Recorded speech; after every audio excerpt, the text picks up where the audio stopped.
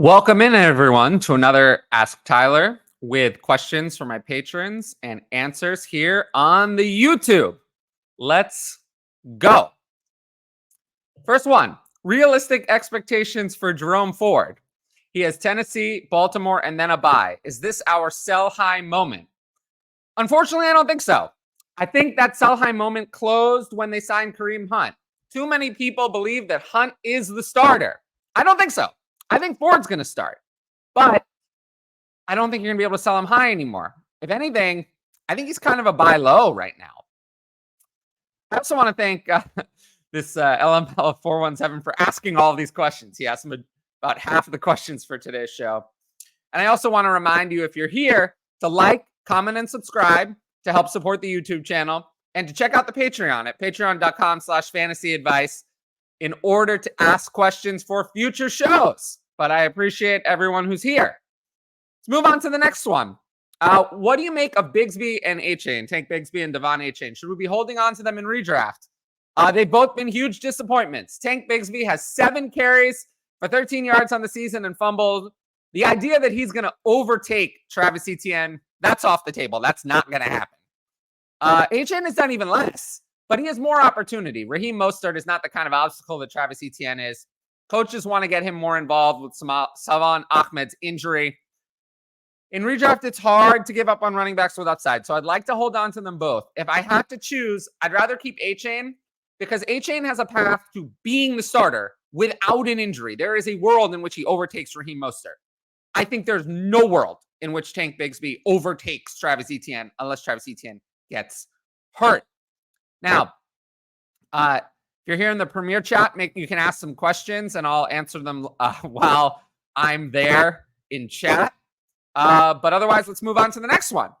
Is Nico Collins a sell high candidate or a hold? He has more than a third of his receptions that he had in 2021 or 2022 and half his receiving yards. Right now, he's got 13 catches on 20 targets for 226 yards and a touchdown. CJ Stroud is stepping up, and that's helping Nico Collins play well.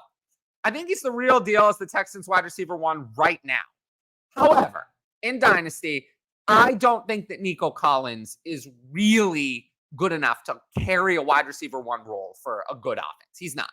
He's more of a 2. And Tank Dell is there, who's also going to develop. Targets are going to be split around. If you can get any first for Nico Collins in Dynasty, I'll take it. I just don't see him as having that long-term upside.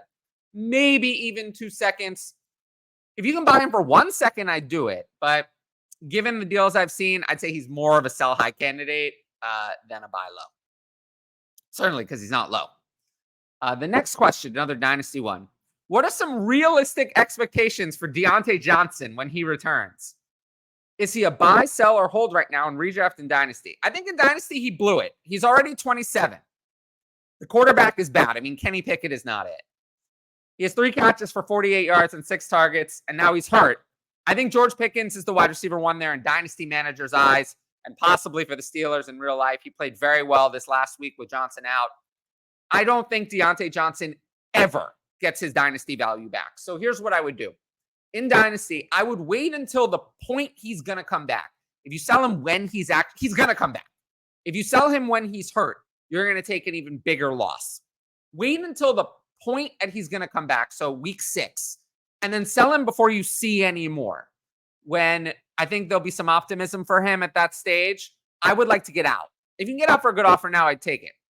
In redraft, what can you do? I think you have to hold him. I mean, put him in an IR spot. If you don't have an IR spot, maybe he can go. I mean, you can't play until week 6. You're not going to be able to do anything with redraft other than hold. Another one. Should we try to move away from Chase in redraft, especially if Burrow is going to miss time? If so, who should we try to trade for? Someone like A.J. Brown. There's no way to move away from Chase. He's a superstar.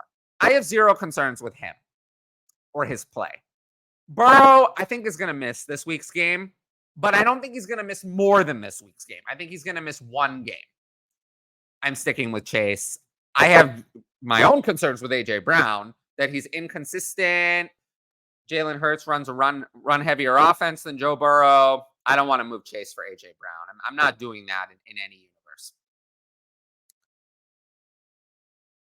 I'm high on Brandon Aiyuk. Yes. What do you see in him? He's higher than Mike Evans and other receivers. Yeah, I mean, in Dynasty, of course, because he's much younger. Curious how you knew he'd be this good this season. Well, I mean, I didn't know that. I mean, it's prediction, but I did have Brandon Aiyuk in redraft ranked around wide receiver 22 or 23. Consensus had him like 29 or 30. I thought that Brandon Aiyuk was the number one wide receiver. Deebo Samuel was the 2 and a weapon in the running game and in the short area in that role. And George Kittle was the third one in the pecking order. He would be the inconsistent one, not Deebo Samuel and Brandon Aiyuk. Kittle would be the inconsistent one. And I think I was right. I mean, over the first 2 weeks, George Kittle did almost nothing. Then, when Brandon Aiyuk was out on Thursday night, yesterday, suddenly George Kittle was involved. And Deebo Samuel was even better. I think it's very clear what the pecking order is. You could argue between Deebo and Aiyuk, 1 and 2. I prefer Aiyuk in Dynasty because he's younger. He doesn't have the injury history of Deebo.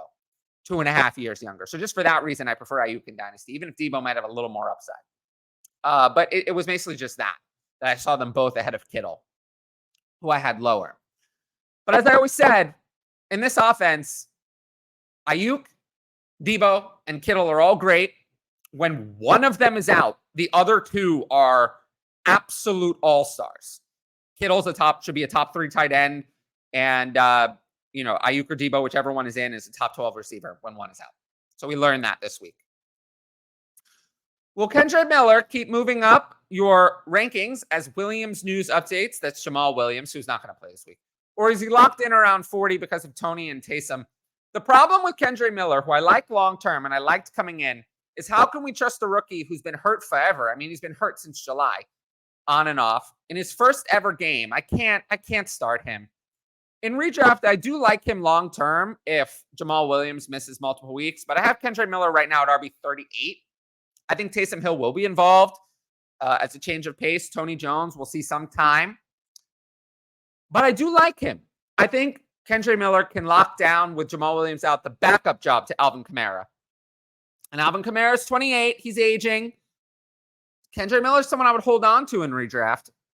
In comparison to guys like Achane and Bigsby, I'd probably rather have him over Bigsby, but not Achane, who has just more opportunity to get in without an injury. The last one, and I just want to thank all the patrons for all these questions, anyone in the Premier chat asking questions, and just everyone on my YouTube. And make sure you like, comment, and subscribe, as I said earlier. Last question, I thought this was a good one. Is it ever okay to start a tight end in a flex spot? Generally, I'd rather not. So this week, assuming no tight end premium, there were 5 tight ends I would consider as a flex level play over like a wide receiver 35, 40 in the rankings. Kelce, TJ Hockenson, Mark Andrews, and then Kittle and Waller, who played yesterday. Everyone else is not going to be flexed over like your random RB 25 to RB 30, wide receiver 35 to wide receiver 40. They're not going to be flexed over those guys. So in a regular league, I'm going to say you'd need to have 2 of those top tight ends. It's possible in a dynasty league. I mean, I've seen teams who have Hawk and Kittle. So it is possible, but that's what you need to have.